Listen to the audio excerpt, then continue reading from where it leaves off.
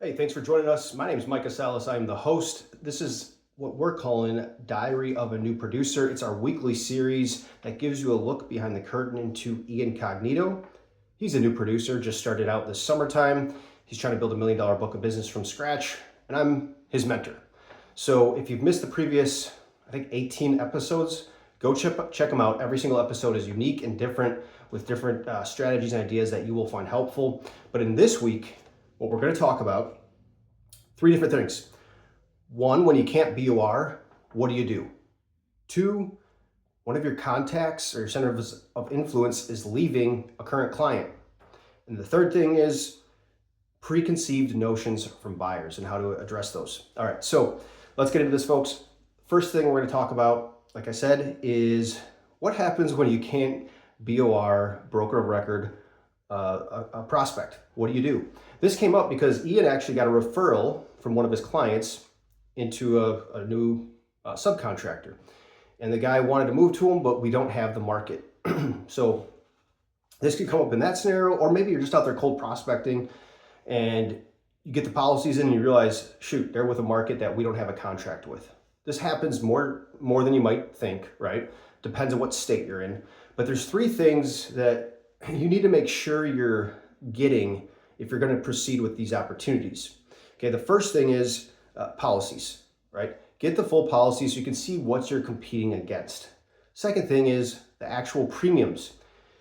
I can't tell you, trying to go to market without a target premium and is trying to, it's just like finding a needle in a haystack, right? And what it does is just chops your legs off, and it lowers the excitement of the underwriters that you're out there trying to get pricing from. So you need to be able to get those target premiums and the policies, right? And I've done videos specifically on this. Go check out our YouTube channel of like how to address a buyer who's hesitant to giving you premiums, right? You don't want to go kind of belittle them. You don't want to make them feel stupid. Just talk with them, address their concerns, and be confident in explaining how you can get, or why the premiums are more advantageous to be had by you, right? Even though you're competing. I'll give you a couple of things right here in case you want to go back and watch those other videos. One is, again, it makes the underwriters more excited, right? Underwriters want to compete on things that they think they have a chance to win. So Mr. Buyer, you want underwriters to be excited. I need to have the premiums to be able to do that. Two is it actually levels the playing field. Your current agent already had the premiums when they shopped, right? So all I'm doing is taking those premiums and leveling the playing field with my markets. Third thing is it's an expiring premium. It's a target premium. It's not the upcoming new premium for the new quote term. So those three things right off the bat. There's some others that I address, but I think you'll find those helpful. And the third thing that you need to address if you can't BOR something is politics, right? Hey, what's the relationship there? Make sure you hash all that out. You know, what kind of service do you want to see? What are you getting? What are you not getting? This is where that discovery call that we talk about, all those questions still pertain. You can follow the same process that we talk about, meeting one, meeting two, and then the final presentation. It's just a little bit different at the end when you can't BOR, right? So that's really the only difference. All right, enough on that topic. Next topic is we're gonna talk about what do you do when one of your contacts leaves? Again, Ian and I were chatting on Monday. This came up because he has a really good client, good relationship he's built up. And he's like, man, my CFO is leaving. He just told me he's leaving next month. And this brings up two different things to think about and be mindful of as a producer.